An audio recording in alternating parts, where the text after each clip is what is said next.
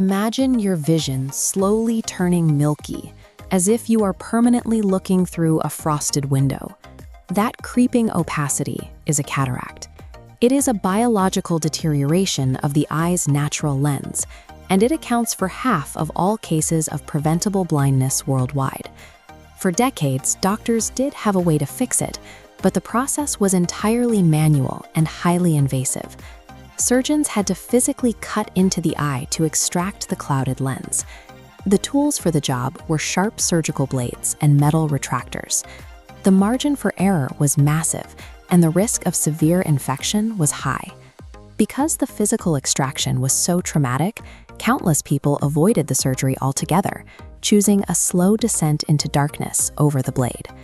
Working in clinics in New York and Los Angeles, ophthalmologist Dr. Patricia saw this hesitation every day.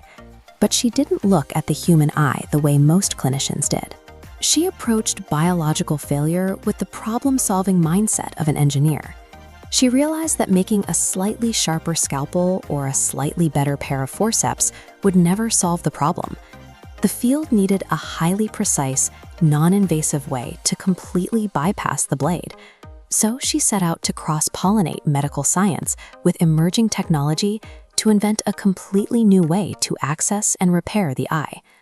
In the early 1980s, lasers were slowly being adopted in other areas of scientific research, but firing them inside the delicate, fluid-filled structures of the inner eye was considered incredibly risky. Dr. Bath hypothesized that if she could find the exact right frequency of light, she could accurately target the dense cataract and vaporize it, while leaving the healthy surrounding tissue completely untouched.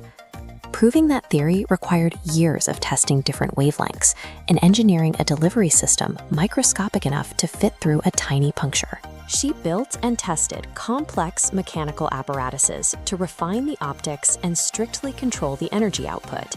The final result was a device she named the Laser Phaco Probe.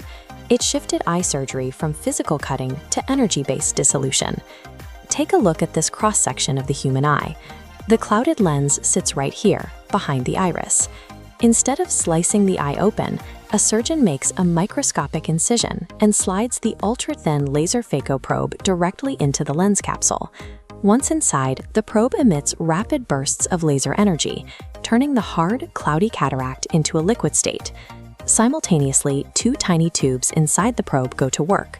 One washes the area with fluid, while the other vacuums up the vaporized tissue. There is no pulling, no tearing, and no violent force applied to the delicate structures of the eye. Once the capsule is completely clear, the surgeon simply folds up a flexible artificial lens, slides it through the same microscopic incision, and lets it unfold into place.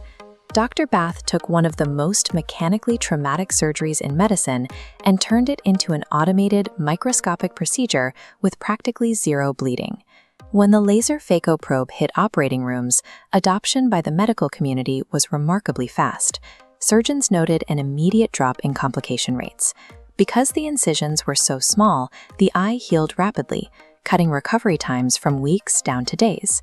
By making the procedure vastly safer and highly predictable, Dr. Bath neutralized the primary physical barriers that kept terrified patients from seeking treatment.